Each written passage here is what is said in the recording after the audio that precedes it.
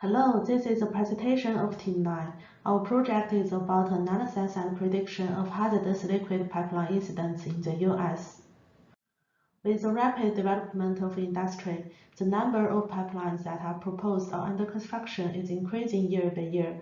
However, pipeline failures are common and the consequences can be catastrophic. The stable and safe transportation of hazardous liquid in the US from one part of the country to other over long distances has been a challenging task. So it is important to analyze the main causes to enhance risk assessment of pipeline system. Problem statement and motivation. Pipeline incidents can lead to enormous economic loss, serious environmental pollution, and personal injury. The causal and background factors behind pipeline incidents should be explored based on data analysis. The finding can be useful to many stakeholders, like operators and users in the long run. The objectives. The objective one is to compare the cause factors and failure types of hazardous liquid pipeline accident in winter and summer.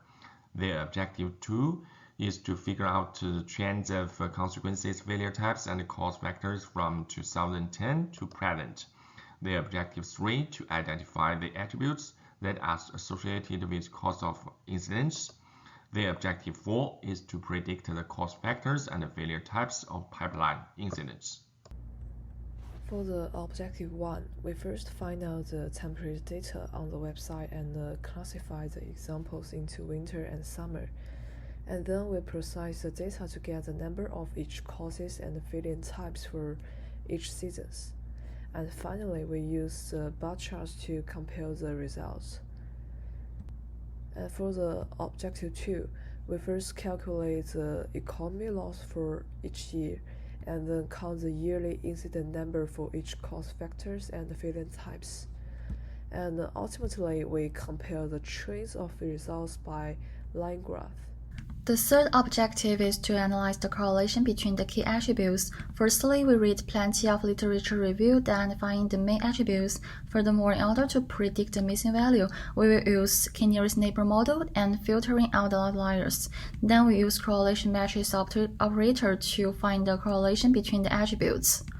The last objective is to predict the cause factors and failure types of pipeline incidents. We will use machine learning models such as key nearest neighbor, decision tree, and naive Bayes to predicting cause factors and failure types, comparing the above model based on split validation and tenfold validation, then selecting the best prediction model. Well, this is our dataset description. Our dataset is from hazardous liquid pipeline accident report for 2010 to present of PHMSA with 4,660 examples. You can find our dataset from link below.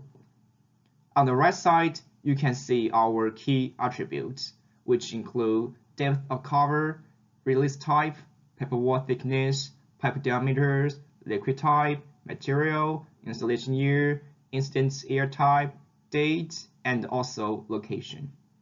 Let us now have a better understanding of the data through exploratory data analysis or statistical analysis. Figure 5 and 6 represents the number of failure incidents occurred and the corresponding pipeline's external diameter and wall thickness in inches. Looking at the histogram, it is quite interesting to know that most of the failure incidents occurred when the pipeline diameter was between 5 to 10 inches and wall thickness at around 0.3 inches. Similarly, Figure 7 indicates that most of the incidents were reported for the pipelines installed during 1950 to 1960, and also when a depth of cover is around 50 inches. On the early findings, we can see the relation between the year, the number of accidents, with the causes on the right part and the type of the accident on the left. The most common cause is the corrosion failure, and the leak is the type of accident with more cases.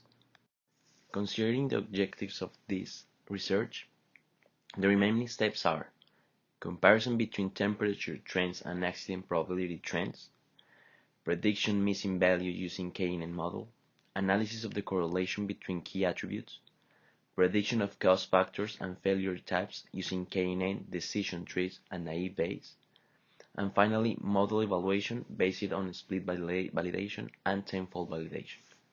Thank you for your attention.